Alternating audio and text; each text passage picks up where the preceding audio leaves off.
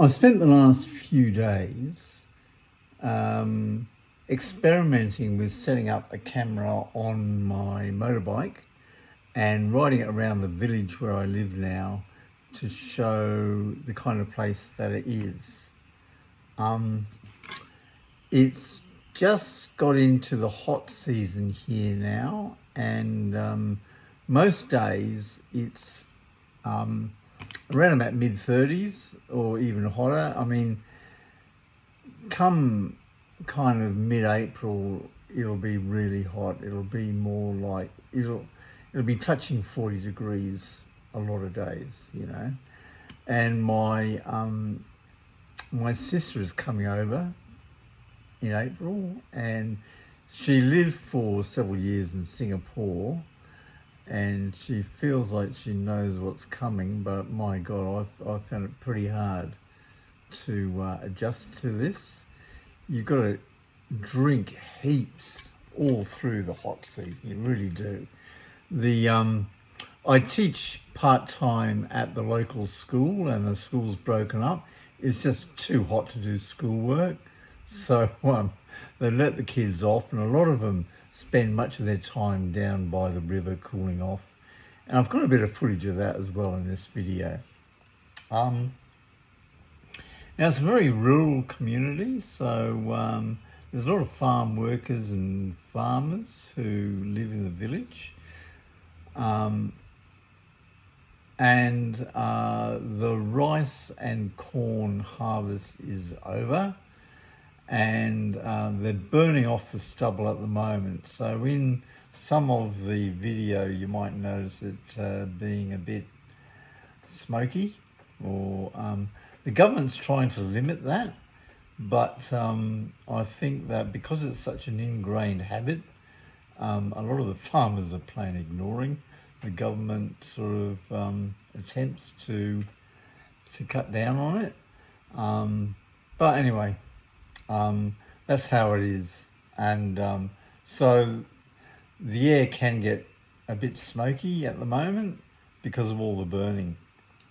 The other thing you might notice in the video is the profusion of motor scooters. They really are. Everyone seems to own one. There are some cars around as well, but I mean, for short little trips around the town, then really motor scooter is the most practical thing to do. You often see a number of people piled on a single motor scooter, and yeah, it is quite a sight on many occasions. The other unusual thing maybe about this village is that in this northern part of Thailand, in the mountains, they speak their own language. So there's a version of the Thai language that is particular to the northern region. It's northern Thai, and it's more than a dialect. It's like a different language. There's different words for from Central Thai, which is the more widely accepted and acknowledged version of the Thai language, which is making my learning of Thai a bit more difficult. I'm trying to learn Central Thai, so I can't rely on overhearing conversations here because they will mainly be in Northern Thai. So everyone understands Central Thai. So if I speak Central Thai to people, they will understand me. But by default, they will speak Northern Thai to each other.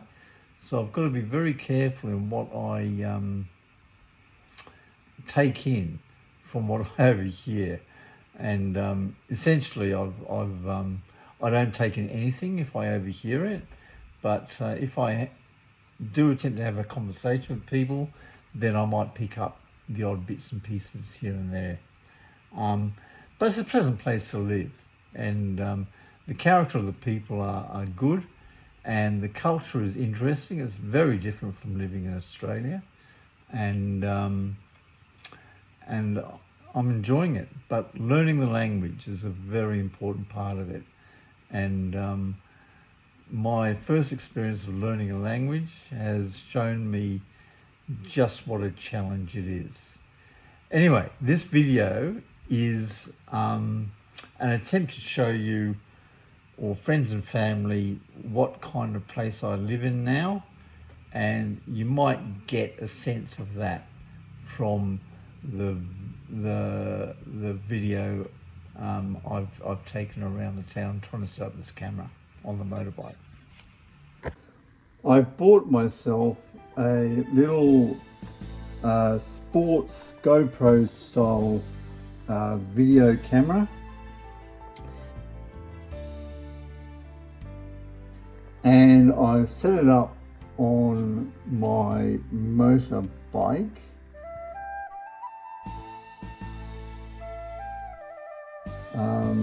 With all this complex kind of setup gear that I bought some time ago and have never used.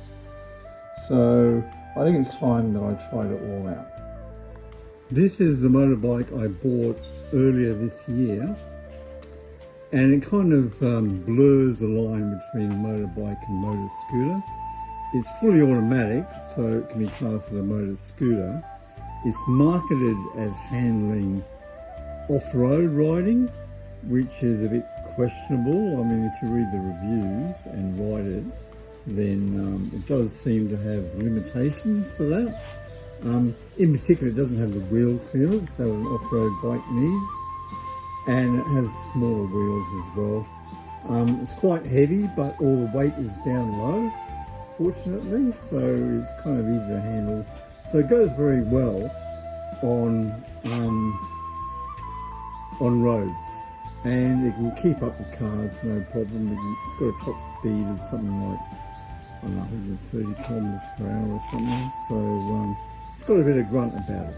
It's a Honda ADV 350.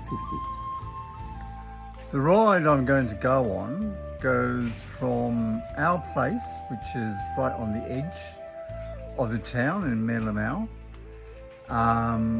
about 7 kilometers on a road that goes up to the main highway that joins Mae and Tak, and I'll probably go along about I think it's about another 5 kilometers, and then I turn off onto the other side of the village, and I go through mostly built up village, but there's also a fair amount of farmland as well, and I come back in a loop to our house where I'm leaving from.